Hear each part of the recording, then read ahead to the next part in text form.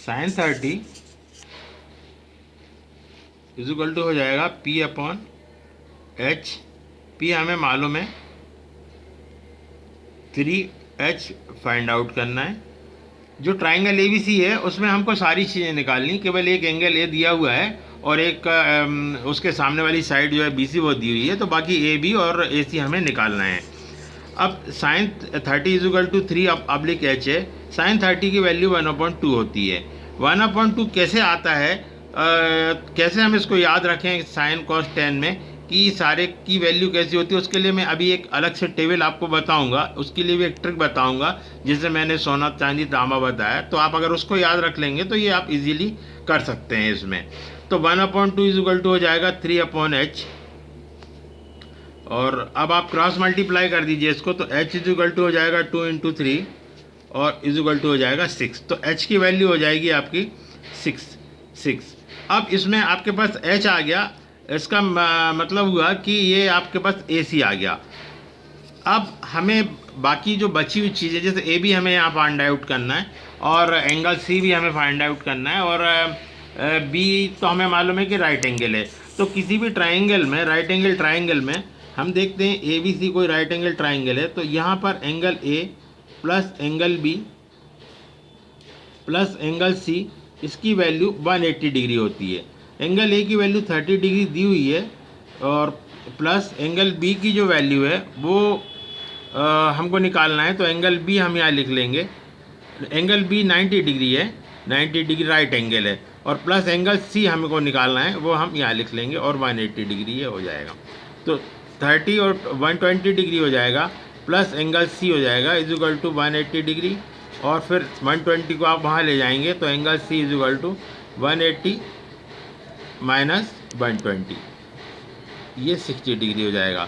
तो अब हमारे को सारे एंगल्स मिल गए, और उसके अलावा एक साइड दी हुई थी, दूसरी साइड हमने फाइंड आउट कर ली। अब सिर्फ तीसरी साइड जो बची है वो हम निकालेंगे।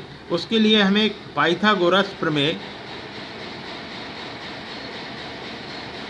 का इस्तेमाल करना पड़ेगा। पाइथागोरस क्या होती है?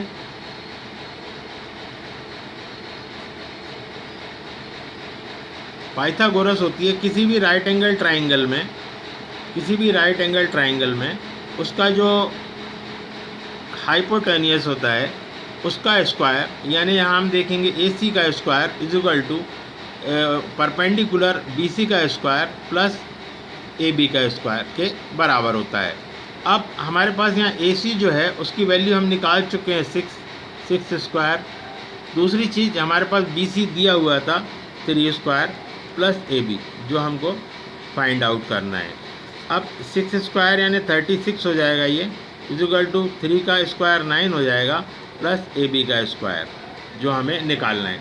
इसके बाद आप देखेंगे कि हम इसके बाद क्या करेंगे कि 36 जो है 36 इस साइड है, माइनस 9 कर देंगे इजुकल टू AB का स्क्वायर। 36 में से 9 चला जाएगा, 16 में से 9 गया तो 7, 27 इजुकल टू AB स्क्वायर। और AB स्क्वायर में हम रूट हटा के यहाँ पर AB और उसको अंडर रूट कर सकते हैं 27, और 27 को लिख सकते हैं 9 × 3 रूट में इजुकल टू AB, और उसके बाद जो है 9 का रूट 3 हो जाएगा, और 3√3 इजुकल टू AB। तो इस तरह से अब हमारे पास सारी चीज़ें आ गई। मैं फिर दोबारा एक बार लिख दूँ आपको।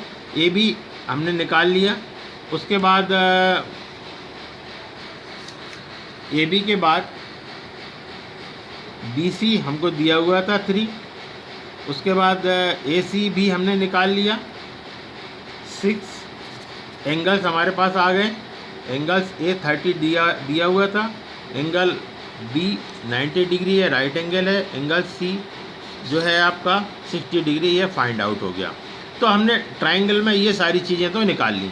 अब हम ट्रिग्नोमेट्रिकल रेशोज़ में जाएंगे कि ट्रिग्नोमेट्रिकल रेशोज़ कैसे निकलेंगे। जैसे कि मैंने अभी बताया आपको कि साइन 30, तो साइन 30 की वैल्यू मुझे याद है कि 1/2 है, बट ये आई कैसे? तो साइन 30 के लिए आपको यहाँ पर जो मैं पहले बताया सोना चांदी तांबा, उससे आपको लेना पड़ेगा P/H। P/H का मतलब हो गया आपका BC/AC। अब आप देखेंगे BC हमारे पास है 3 और AC यानी H ये हमारे पास है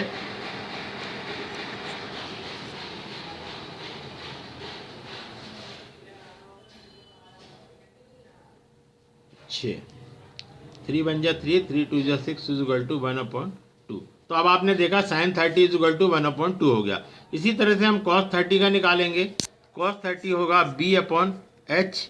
B/H यानी हमारे ट्राइंगल में जो हम देख रहे हैं कि B/H, B का मतलब हो जाएगा AB और H का मतलब हो जाएगा AC इज इक्वल टू, अब यहाँ पर हम देख रहे हैं कि AB की क्या वैल्यू है, 3√3 है और उसके बाद